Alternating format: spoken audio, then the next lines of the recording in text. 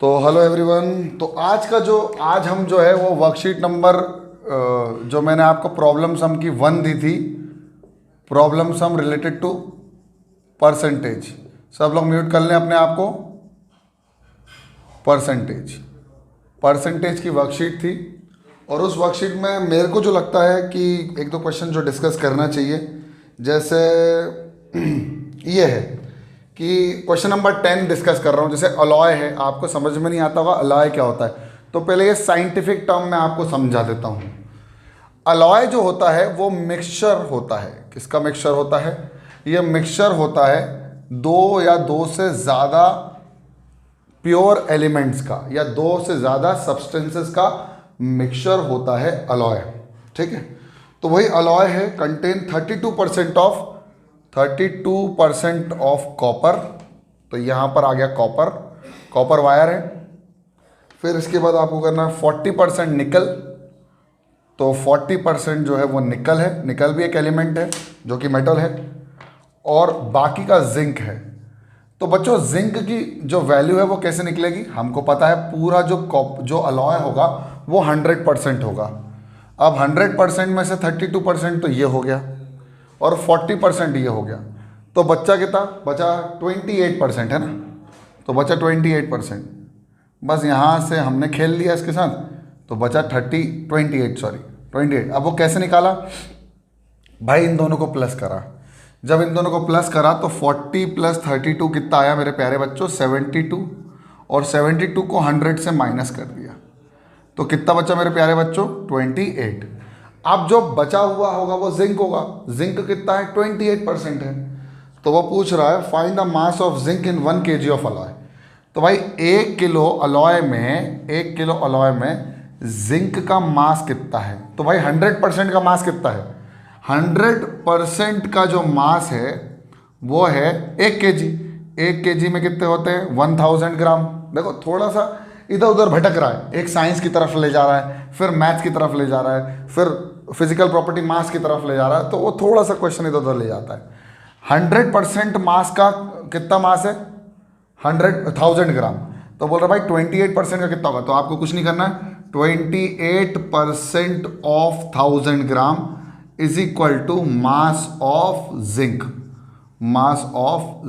अब आपको कुछ नहीं करना है, 28 divided by 100 into 1000 and that will be the mass of zinc in ग्राम।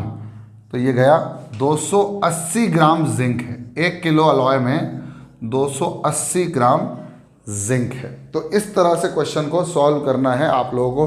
अब हाँ, हालांकि मैंने ये समझाया है, अगर आप चाहोगे तो मैं इसको बहुत अच्छे तरीके से लिख के भी दिखा दूंगा, कोई दिक्कत वाली बात नहीं। आप लोगों ने लिख लिया ये सब? अब एक सवाल और था, बहुत अच्छा सवाल लगा मुझे वो सवाल मैं ले लेता हूँ। लास्ट वाला सवाल है पॉपुलेशन वाला। तो पॉपुलेशन वाला भी अच्छा लगा मुझे, तो उसको मैं सॉल्व करके दिखाता हूँ आपको। 1 मिनट ज़रा इंक पिला दें, बड़ा प्यास लग रहा है मार्कर को। बाकी सब लोग कैसे हैं?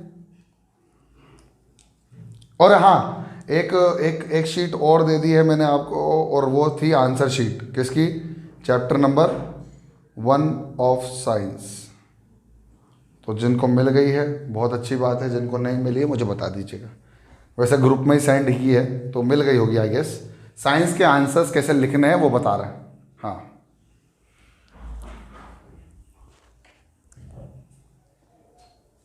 होगा।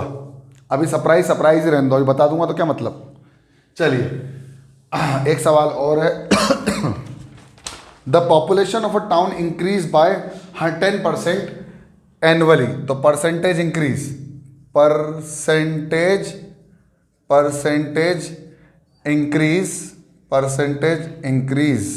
Of a population of a town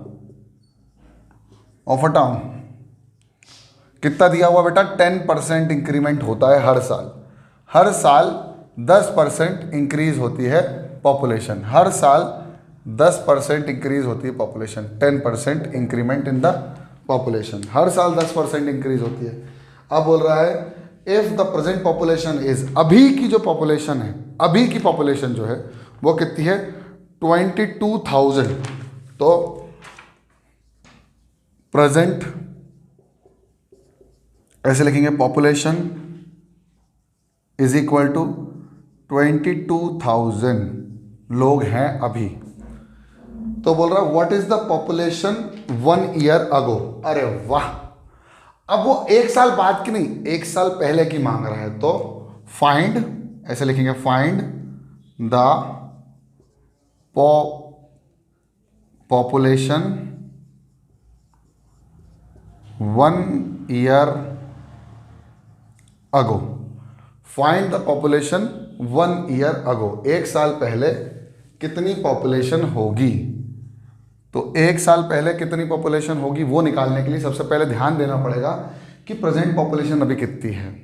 तो उसके 1 साल पहले की जो पॉपुलेशन होगी वो कितनी होगी। तो हर साल बढ़ रहा है, तो मैंने माना कि let the population of a town, let the population of a town be x। अभी प्रीवियस ईयर में, तो 1 ईयर अगो ऐसे लिख दो, 1 ईयर अगो, बिल्कुल लिखना तरीके से लिखना है ना। अब वो बोल रहा है कि भाई इस साल में जो अगले साल की जो पॉपुलेशन होती है वो 10% इंक्रीज होती है। कितनी परसेंट इंक्रीज होती है? 10% इंक्रीज होती है। तो भाई अभी टोटल पॉपुलेशन ये कितनी है? 100 है। तो इसमें कितना परसेंट इंक्रीमेंट होगा? 110। तो 110% यानी 100 प्लस 10% ऑफ, मतलब 100, अब देखो वही 110% ऑफ क्या होगा? 110% ऑफ एक्स। 110% ऑफ एक्स क्या होगा? अगली वाली पॉपुलेशन क्या होगी एक्स के लिए? 22,000। अब ये 110% है ये है 110% किसका? प्रीवियस ईयर की पॉपुलेशन का। किसका? प्रीवियस ईयर की पॉपुलेशन। बस यहीं से खेल गए। 110% परसेंट हटाया, ऑफ हटाया, इनटू इज इक्वल टू 2 2 1 2 3। बस यहाँ से आगे खेलना है। तो x equal to 2 2 1 2 3 into 100 upon 110। कुछ मत करो, 1 0 से 1 0 11 का पहाड़ा पढ़ दो। 11 2 1 2, तो कितनी हो गई? 20,000। 20,000 is the population of that town before 1 year ago. 1 साल बाद कितनी हो गई? 22,000। अब इसने बोला भाई इसके 1 साल बाद कितनी हो जाएगी? मान लीजिए ये थी 2001 में, तो ये हुई 2002 में। अब किसी ने पूछ लिया 2003 में कितनी होगी, तो इसका भी 10% इंक्रीज कर दो। तो 10% इंक्रीज मतलब 110%। 110% ऑफ कितना? 22,000। तो ये हो जाएगी अगले साल की पॉपुलेशन। 0 से 0 0 से 0, 220 मल्टीप्लाइड बाय 110, 220 मल्टीप्लाइड बाय 110। कर दो सॉल्व, 2 0 और लगा दो। 11 2 जा 22, 11 2 जा 22, 24। तो ये हो जाएगी अगले साल की पॉपुलेशन। इसके भी अगले साल की पॉपुलेशन कितनी हो जाएगी? 24,200। इतना उतार लो जिसने नहीं लिखा। चलिए एक सवाल और डिस्कस करना है। एक सवाल और डिस्कस करना है। क्वेश्चन नंबर 13 जो मैंने आपको वर्कशीट में दिया था, आई होप आप लोगों में से किसी ने तो बनाया होगा और मैक्सिमम लोगों को थोड़ा सा कंफ्यूजन हुआ होगा। उसने बोला एक बंदा है Aman's income is 20%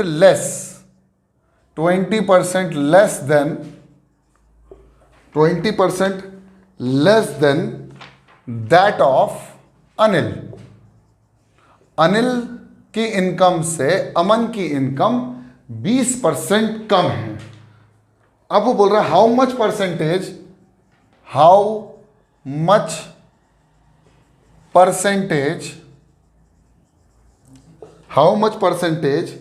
is Anil's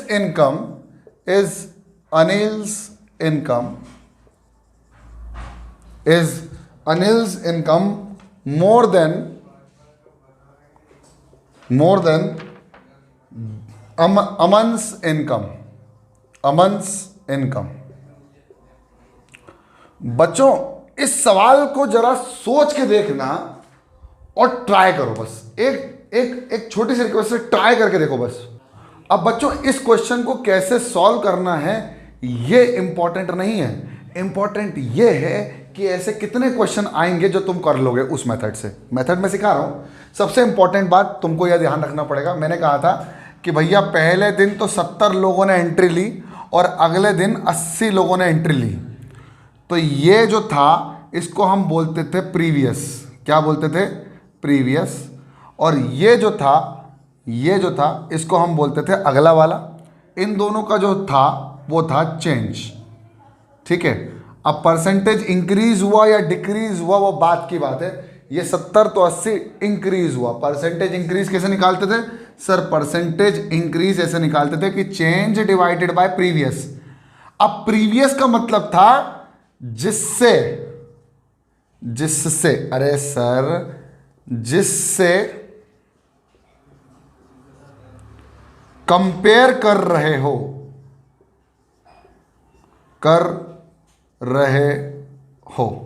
जिससे कंपेयर कर रहे हो वो प्रीवियस है, डिवाइडेड बाय प्रीवियस। तो कंपेयर जिससे किया जाता है वो हमेशा डिवाइड में आता था इनटू 100।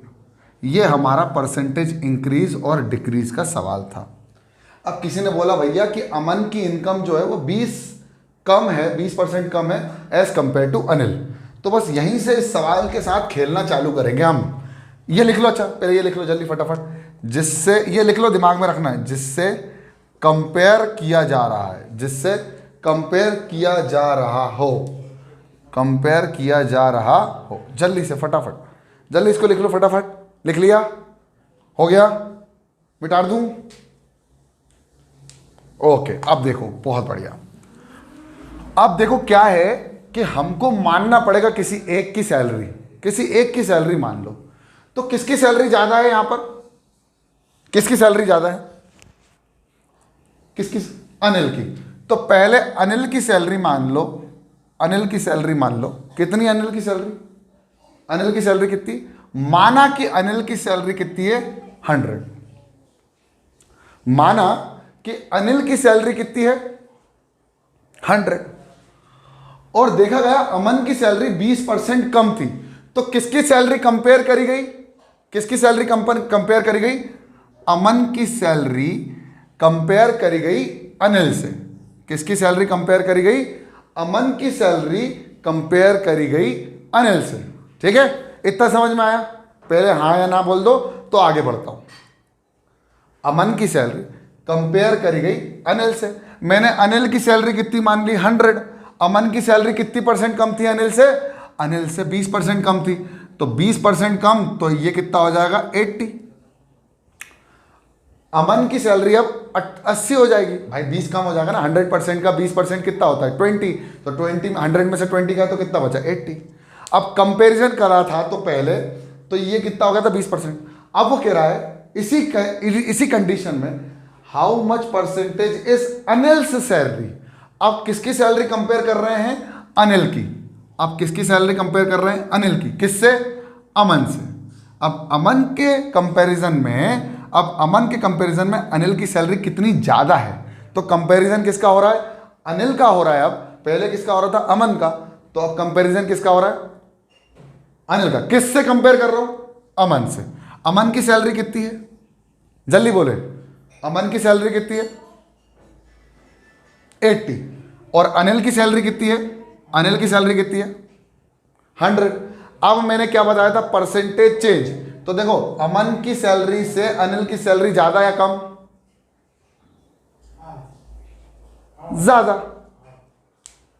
ज्यादा। तो क्या परसेंटेज मोर होगा? हाँ ज्यादा होगा। The percentage will be more. तो मतलब परसेंटेज इंक्रीज। तो कितनी ज्यादा? तो परसेंटेज इंक्रीज क्या होता था? इन दोनों का चेंज कितना है? दोनों का चेंज कितना है? 20 डिवाइडेड बाय, नीचे क्या आएगा? प्रीवियस क्या है बच्चों?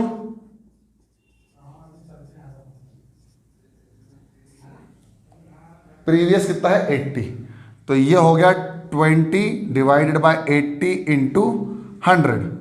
जीरो से जीरो कैंसिल, 2 1 जा 2, 2 4 जा 8, 4 1 जा 4, 4 25 जा, यानी परसेंटेज जो इंक्रीज रहेगा अमन की सैलरी, अनिल की सैलरी अमन की सैलरी के कंपैरिजन में वो 25% रहेगा। उतार लो।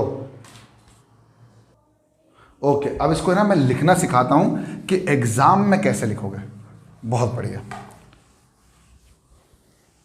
देखो, पहले आप लिखोगे सॉल्यूशन। सब लोग ध्यान से देखना, पेन वगैरह छोड़ दो अभी, पहले ध्यान से देखो सॉल्यूशन कैसा है। क्वेश्चन अगर ये है तो आपको सॉल्यूशन कुछ इस तरह से करना है। सबसे पहली चीज, लेट किससे पहले कंपेयर की गई? पहले कंपेयर करी गई अनिल से। तो अनिल की सैलरी क्या ज़्यादा निकली, तो जो पूरा पूरा है उसको 100 मान लो। Let salary of Anil, let salary of Anil be ₹100। कितनी मानी? Salary of Anil be ₹100। Therefore the salary of Aman will be ₹80।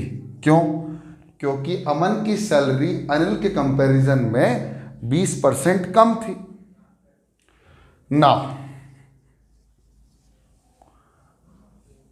Percentage of income, now percentage of income,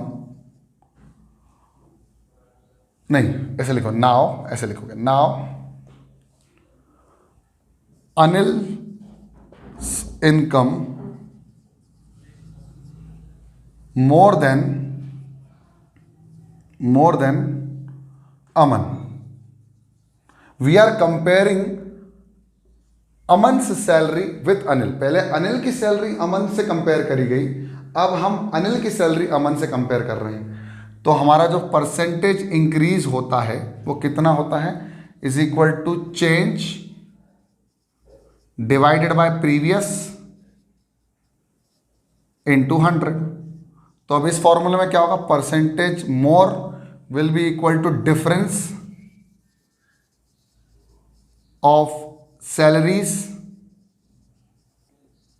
divided by Aman salary.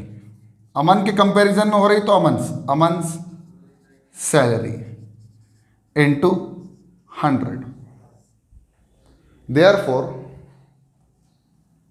Percentage of income more is equal to difference in the salary will be equal to 100 minus 80. 100 minus 80 divided by 80 into 100 is equal to percentage more। ये arrow का sign मतलब ऊपर ज़्यादा है। 20 divided by 80 into 100। 20 1 जा 24 जा 4 1 जा 4 25 जा। Therefore the answer will be 25%। Therefore Anil's income, therefore the percentage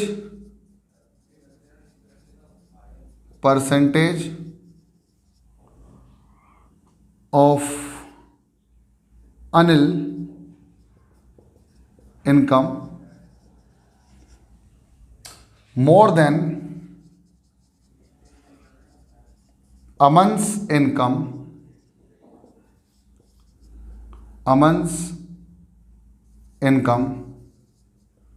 is 25%। उतार लो। तो बेटा हमारा जो अगला टॉपिक है वो है cost price, selling price,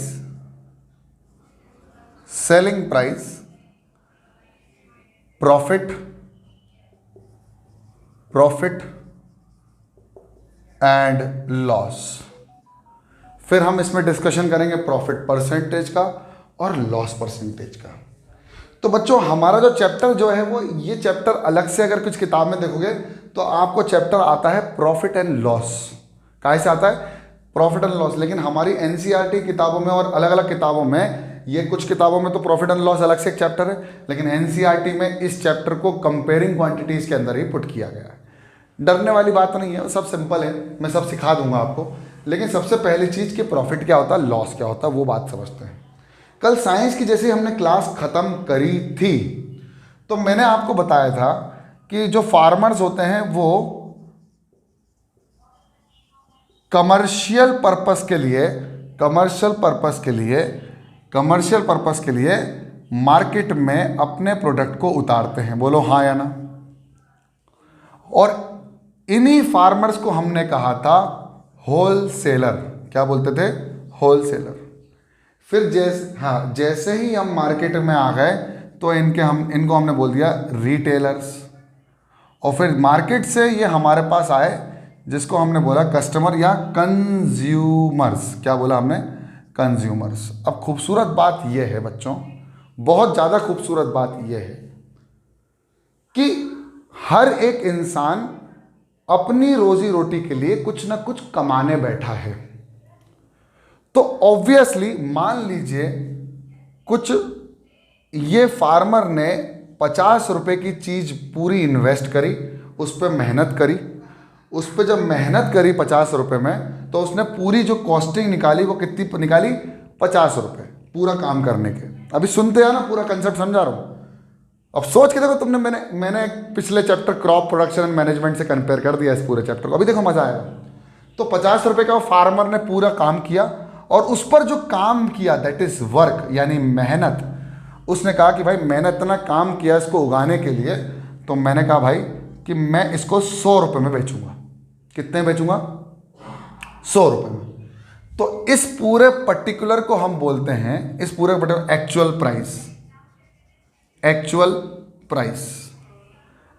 price of the product. और इसको हम बोलते हैं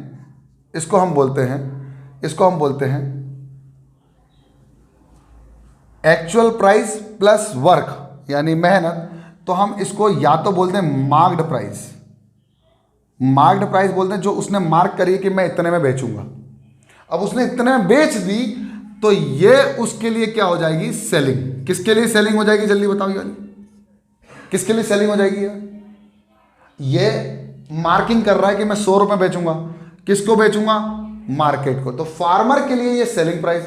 अब मान लो मार्केट के रिटेलर ने इसी चीज को खरीदा 100 रुपये में, 100 में खरीदा, यानी 100 रुपये में खरीद लिया, इसी से 100 रुपये में बेची इसको। तो अब ये 100 रुपये इस रिटेलर यानी मार्केट या शॉपकीपर के लिए कितने की हो गई? ये हो गई इसी के लिए कॉस्ट प्राइस। इसी के लिए क्या हो गई? Cost price. अब खूबसूरत बात यह है कि ये मार्केट वाला भी कोशिश करेगा कि भाई मैं फार्मर के पास इतनी दूर गया, मेरा बस का भाड़ा लगा, मैंने बस से गया, फिर उसको टेम्पो में चढ़ाया, टेम्पो से वापस आया, फिर मैंने अपनी शॉप में जमाई, तो मैंने भी तो मेहनत करी है। फार्मर ने अपनी मेहनत के 50 रुपये ले लिए, तो क्या मैं अपनी मेहनत के 120 रुपये एक्स्ट्रा नहीं ले सकता? तो उसने कहा कि मैं कंज्यूमर को इसको 120 रुपये में बेचूंगा। तो जब ये 120 रुपये में बेचा, किसको? कस्टमर को, तो ये मार्केट वाले के लिए क्या हो गई? Selling price. क्या हो गई? Selling price. और ये कस्टमर के लिए क्या हो गई? Cost price. अभी सब पूरा माहौल जो है ना ऐसे ही चलता है, लेकिन हमें इतना ज़्यादा चेन में नहीं जाना है। हमें सिर्फ एक ही खेलना है कि मैं बेचूंगा, तू खरीदेगा। तो जब मैं अपने लिए बात करूंगा तो मैंने बेची तो मतलब सेलिंग प्राइस, और मैंने किसी से खरीदी थी तो वो हो गई कॉस्ट प्राइस। अब देखो कितना मजा आने वाला है। अब ध्यान रखना सबसे पहली चीज कि हर चीज जो कंपेयर करता हूं वो मैं कंपेयर करूंगा कॉस्ट प्राइस से। ऑल द टू क्वांटिटीज या हम लिख देंगे बोथ द टू क्वांटिटीज। अभी आप बोलोगे तो बोथ क्या होता है, बताते हैं। Both the two quantities will be compared by CP, that is cost price। Both the two quantities will be compared with CP that is cost price. Cost price से कंपेयर किया जाएगा किसको? वेदर इट इज प्रॉफिट और loss. अब देखो समझना जैसे मैंने कहा आपको फॉर्मूला तो याद ही होगा, परसेंटेज चेंज क्या होता था? चेंज अपॉन प्रीवियस, किससे कंपेयर कर रहे हो, इनटू 100। यही था, है ना? यही था। अभी देखना पूरा खेल यहीं से बता दूंगा, पूरा खेल। अब उसने कहा कि प्रॉफिट या तो लॉस। मैंने कहा कि मैंने भाई कोई चीज़ को खरीदा था 100 रुपये में, तो ये मेरे लिए क्या हो गई? Cost price. और मैंने जब उसको बेचा ना तो मैंने उसको 120 रुपये में बेच दिया, तो ये क्या हो गया? मेरी सेलिंग प्राइस। ये मैं अपनी बात कर रहा हूँ, ये मैं खड़ा हुआ हूँ, है ना? तो मैं अपनी बात कर रहा हूँ कि मैंने इस चीज़ को खरीदा 100 रुपये में और उसको किसी को बेच दिया 120 रुपये में। तो बताओ मुझे कितना प्रॉफिट या लॉस हुआ?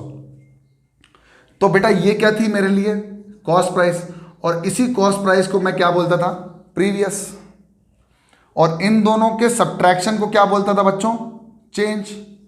तो बच्चों मुझे प्रॉफिट हुआ या लॉस हुआ? पहले तो ये बताओ, मुझे प्रॉफिट हुआ या लॉस हुआ? प्रॉफिट हुआ। कितने रुपए का प्रॉफिट हुआ? प्रॉफिट कितने का हुआ? बस इसी को बोलते हैं प्रॉफिट। और प्रॉफिट तब होता है जब एसपी ज्यादा हो as compare to cost price. अभी निकालेंगे 20 रुपीज का प्रॉफिट है, फिर बेटा म्यूट करो। अब मैंने उसी चीज को कॉस्ट प्राइस की बात करूं तो मैंने उसी चीज को जब खरीदा था 100 रुपये में, तो कोई और दूसरा ग्राहक आया, उसने मुझे मना लिया, अपना वाला था, मैंने कहा ठीक है, मैंने उसको 80 रुपये में बेच दिया। कितने रुपये में बेचा बेटा? मैंने 80 रुपीज़ में बेचा। तो अभी भी प्रीवियस क्या है बेटा?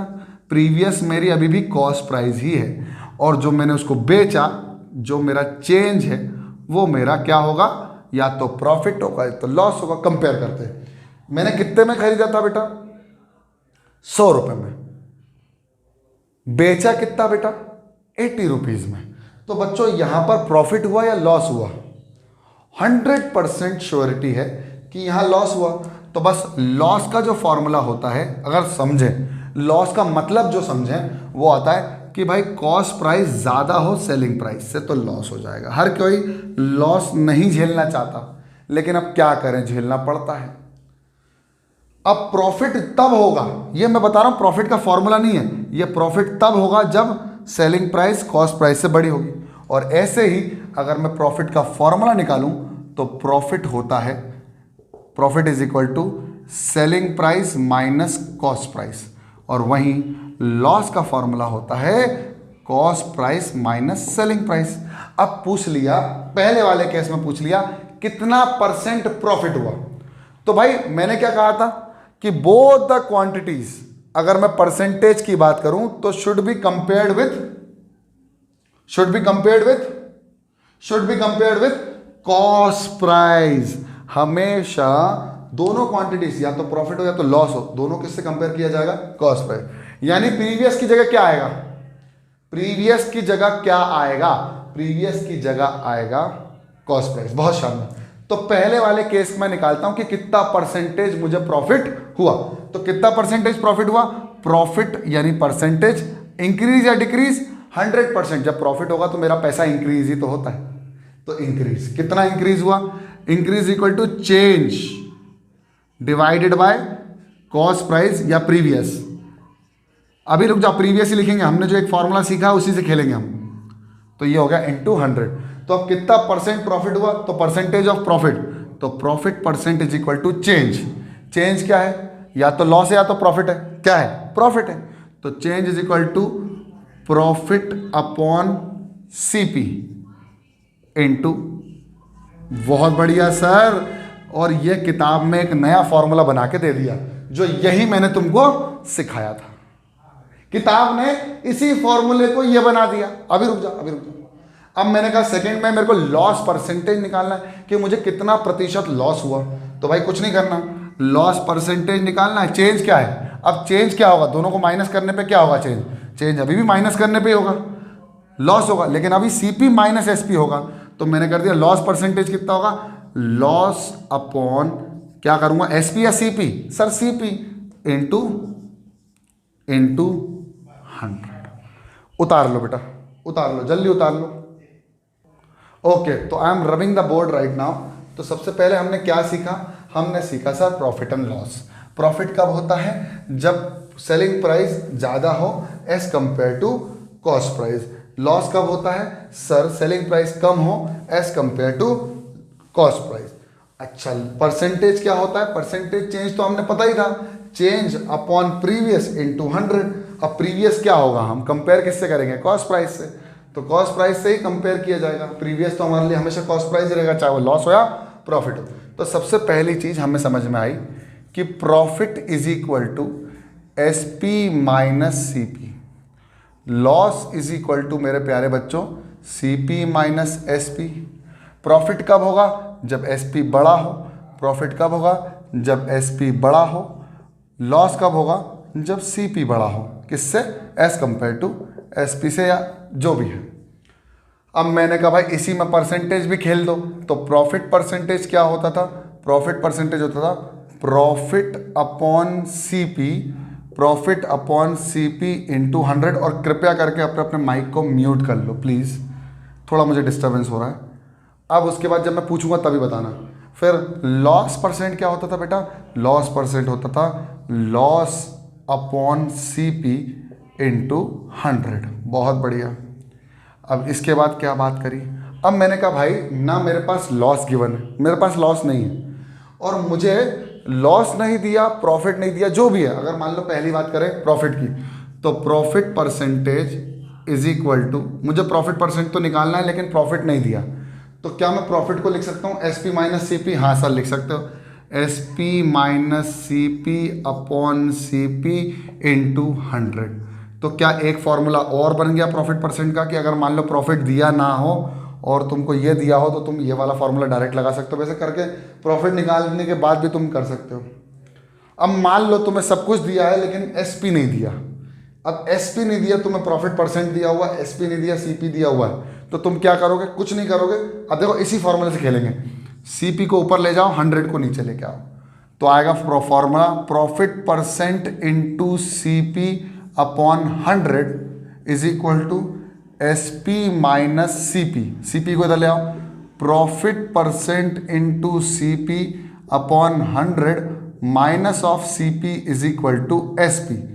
प्रॉफिट परसेंट इंटू, अब देखो एलसीएम ले रहा हूं यहां से, profit percent into C P, 100 इधर गया, minus of 100 into C P upon 100 is equal to S P. C P common निकाल लिया, C P into profit percent minus 100 upon 100 is equal to S P. ये आ गया एक नया formula. उसी फॉर्मूले से एक और नया फॉर्मूला, एक और नया फॉर्मूला, जल्दी लिख लो। हाँ एक सेकंड, ये गलती, प्लस इधर गया तो सॉरी माइनस इधर गया तो प्लस, माइनस इधर गया तो प्लस, ये है फॉर्मूला। अब ठीक है, अब उतार लो। अब और भी फॉर्मूले हैं भाई, ऐसा थोड़ी है।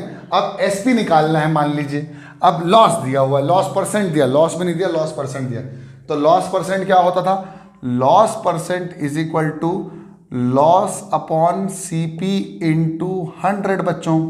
तो लॉस परसेंट क्या होगा, इधर गया और लॉस की वैल्यू लिख दो, तो loss percent is equal to C P minus S P upon C P into 100।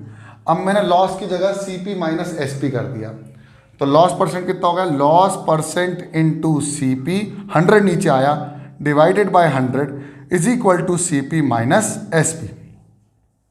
अब मुझे क्या करना है बच्चों, एस पी निकालना है, तो एस पी को इधर ले आओ और पूरे को इधर ले जाओ, तो एस पी पॉजिटिव हो गया, सी पी वहीं था और ये पूरा पॉजिटिव इधर गया तो नेगेटिव, यानी loss percent into C P upon 100। अब यहाँ से आप ले लो इसका LCM, S P is equal to 100 into C P minus loss percent into C P upon 100, और इसमें से सी पी कॉमन ले लो, S P is equal to C P into 100 minus loss percent upon 100। तो एक formula और आ गया जब लॉस परसेंट दिया हो और एसपी नहीं दिया हो। छाप लो। ओके, तो एक सवाल मैं दे रहा हूं, प्लीज ट्राई करके दिखाइएगा, और ट्राई हो जाएगा, इजी है, इजी है, ठीक है। आपको दिया है कि एक चीज खरीदी हमने, टेलीविजन खरीदी, टेलीविजन कॉस्ट प्राइस, टेलीविजन ली, सीपी कितना दिया हुआ है, ₹20,000, 20,000 दिया है, खरीदी किसी ने, और प्रॉफिट परसेंट में उसने 20% में बेच दी। कितने परसेंट में बेची? 20% में। Find SP, find SP. Try करो जल्दी फटाफट, मेरे को आंसर चाहिए जल्दी से। ओके, तो अब मैंने आपको दिया एक टेलीविजन खरीद, बहुत सिंपल है भाई। फॉर्मूला क्या दिया था मैंने? एसपी निकालने का। तो सबसे पहले तो हमको क्या है, हमको क्या निकालना है सबसे पहले, तो ये बताओ। हमको ये पता है कि प्रॉफिट परसेंट दिया हुआ है, उसका फॉर्मूला होता है प्रॉफिट अपॉन सीपी इंटू 100। आपको ये पता होना चाहिए बस। अब या तो आप एक काम कर सकते हो, इसमें से प्रॉफिट निकाल लो कि प्रॉफिट कितने का हुआ, और उस प्रॉफिट को प्लस कर देना सीपी में, तो तुम्हारा एसपी हो जाएगा। प्रॉफिट परसेंट को नहीं कर सकते, तो बस ये करके देखो पहले। सबसे पहले तो 20% is equal to profit upon CP कितना, 2000, 20,000 मल्टीप्लाइड बाय 100। 2 0 से 2 0 कैंसिल, ऊपर गया तो आया 2,2,1,2, है ना, यही आया। 3 आएगा क्या? 3 आएगा, इज इक्वल टू प्रॉफिट 22,000 का आया। प्रॉफिट 22,000 का आया। 1 2 3 4 20% का प्रॉफिट हुआ। कैसे होगा भाई? 22,000 का प्रॉफिट कैसे होगा?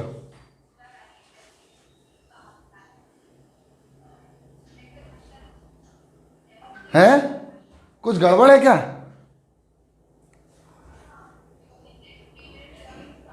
प्रॉफिट कैसे निकालेंगे भाई? प्रॉफिट निकालना है, सीपी को मल्टीप्लाई करो, 100 को नीचे लेके आओ, प्रॉफिट परसेंट तो दिया है, कैसे निकाले भाई? प्रॉफिट कैसे निकाले? किसी ने कोई आइडिया सोचा? जल्दी बताओ।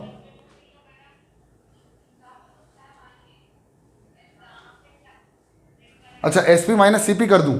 चलो एक काम करता हूं मैं, इसमें ऐसे ऐसे कर देता हूं, 20% is equal to SP minus CP upon CP into 100। अब क्या, इसको इधर ले जाऊं तो 20 इंटू सीपी अपॉन 100, और प्लस हो गया CP is equal to SP, यानी सीपी कॉमन, सीपी क्या हो जाएगा?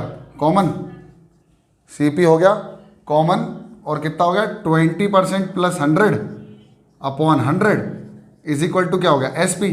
अब निकालें, अब निकालें, चलो देखते जरा। 20 1 2 3 4, 2,000 22,000 तो ये हो गया, इनटू हो गया 120 अपॉन 100। अब क्या करें सर? एक काम कर दो सर, इसको क्रॉस कर दो इससे, तो ये हो जाएगा 120 इंटू 200, तो 1 2 3 0 लगा दो पहले, और फिर 12 दूनी 24। सर 24,000 है क्या आंसर? 24,000 है? उतार लो जरा फटाफट पहले तो।